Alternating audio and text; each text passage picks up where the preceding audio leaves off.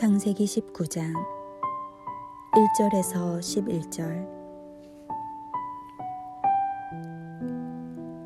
저녁 때에 그 두 천사가 소돔에 이르니 마침 롯이 소돔 성문에 앉아 있다가 그들을 보고 일어나 영접하고 땅에 엎드려 절하며 이르되, 내 주여, 돌이켜 종의 집으로 들어와 발을 씻고 주무시고 일찍이 일어나 갈 길을 가소서. 그들이 이르되, 아니라 우리가 거리에서 밤을 새우리라. 롯이 간청하매 그제서야 돌이켜 그 집으로 들어오는지라. 롯이 그들을 위하여 식탁을 베풀고 무교병을 구우니 그들이 먹으니라.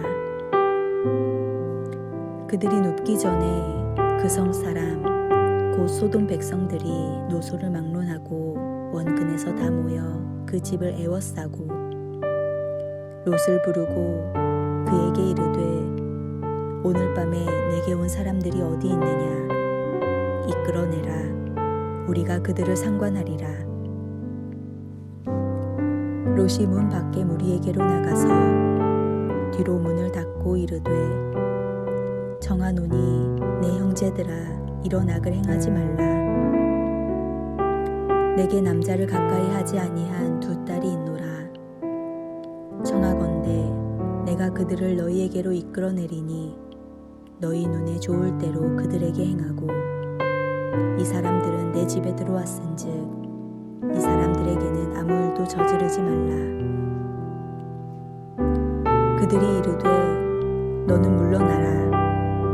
또 이르되, 이자가 들어와서 거류하면서 우리의 법관이 되려 하는도다.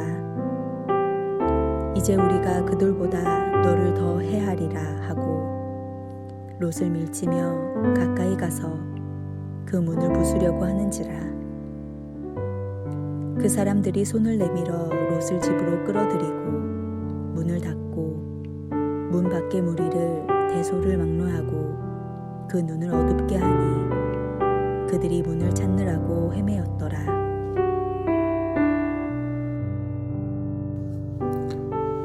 창세기 18장에서 목숨을 건 아브라함의 기도를 기억한다면 오늘 본문인 19장의 소돔과 고모라의 멸망은 안타까움을 금할 수 없는 사건입니다. 왜냐하면 아브라함의 기도를 들으신 하나님의 바람은 심판이 아니라 용서이며 회복이셨기 때문입니다.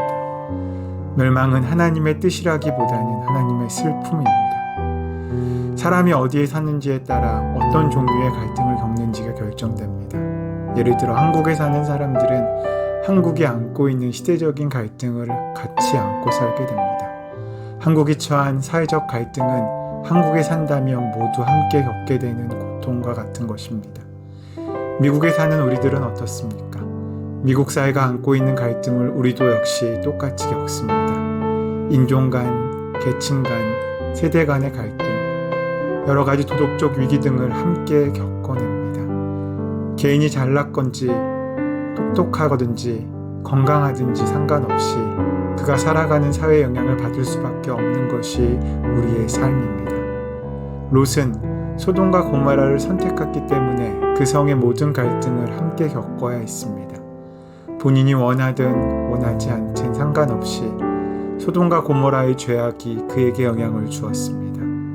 그는 기근과 고통과 어려움이 있지만 그래도 약속의 땅을 택할 것인가, 아니면 화려하고 매력 있는 기회가 보이는 도시를 택할 것인가를 가지고 깊이 고민했을 것입니다. 그리고 롯은 소돔과 고모라를 선택했습니다. 롯은 물이 넉넉하고 여호와의 동산 같고 풍요로운 애굽 땅과 같은 소돔과 고모라를 택하여 그곳으로 떠납니다. 소돔과 고모라는 마치 황금성처럼 느껴집니다. 멋있고 매력 있는 곳, 문화적이고 세련된 도시, 모든 것을 다 가질 수 있는 곳이라고 생각했습니다. 그러나 소돔과 고모라는 또 다른 얼굴을 가지고 있었습니다. 한편으로는 문화적이고 매력적이고 사람들의 모든 욕망을 이루어줄 수 있는 기회의 땅이었지만 실상 소돔과 고모라는 역사상 가장 사악한 죄의 도성이었던 것입니다. 그 도시가 얼마나 악했냐 하면 하나님께서 유황불로 심판하실 수밖에 없었을 정도로 타락한 도시였습니다. 사람들은 악하다는 사실을 중요하게 여기지 않는 것 같습니다. 쾌락과 명예와 이익을 준다면 얼마든지 그곳에서 살려고 생각합니다. 소돔과 고모라 속에 사는 사람들은 매일같이 죄를 먹고 마시는 문화 가운데 살아야 했습니다. 롯도 예외가 될 수 없었습니다. 그는 그곳에 사는 사람들과 사업을 해야 했고 그곳에서 삶을 영위해야 했습니다. 그는 소돔과 고모라가 가지고 있는 갈등을 피할 길이 없었습니다. 처음에는 풍요 때문에 천국처럼 보였던 소돔과 고모라의 삶이 점점 더 힘들어집니다. 그것은 그곳의 죄가 너무 관영했기 때문입니다. 그 사실을 깨달았다면 롯은 소돔을 떠나야만 했습니다. 그러나 너무 늦었습니다. 그 사실을 깨달은 순간은 이미 늦어버린 것입니다. 그의 모든 삶의 기반과 인간관계가 그곳에 있습니다. 지금 이 나이에 이 모든 것을 두고 떠나야 한다는 것이 너무나 무모할 일처럼 여겨질 수밖에 없었기 때문입니다. 이것은 또한 오늘날을 사는 많은 사람들의 고민이기도 합니다. 잘못된 줄을 알면서도 그 길을 가고 있으며 문제가 있다는 사실을 잘 알면서도 뒤돌아서지 못하고 있습니다. 롯이 그랬습니다. 포기할 수도 없고 피할 수도 없는 상태에서 그의 갈등과 고민은 점점 더 깊어졌습니다. 그렇게 성문 곁에 앉아있던 롯은 나그네를 만납니다. 성경에서 나그네를 향한 태도는 개인이나 공동체의 의로움을 판단하는 중요한 기준입니다. 아브라함과 롯이 보여준 태도와 소돔 사람들이 보인 행태는 극단적인 대조를 이룹니다. 롯은 그 도시를 조사하기 위해 거리에 머물러 있던 천사들을 강권하여 집으로 들입니다. 소돔이 나그네에게 얼마나 위험한 곳인지를 잘 알고 있었기 때문입니다. 롯이 계속 간청함으로 그들은 롯의 집으로 들어왔습니다. 롯은 무교봉을 구워서 그들을 대접합니다. 비록 저녁이긴 했지만 그의 삼촌 아브라함의 떡과 살찐 송아지를 잡아 나그네를 대접한 것에 비하면 깡마른 무교봉 식탁은 최고가 아닌 최소한의 대접이었을 것입니다. 그렇게 저녁 식사를 끝내고 잠자리에 들 무렵 집 밖에서 소란이 일기 시작합니다.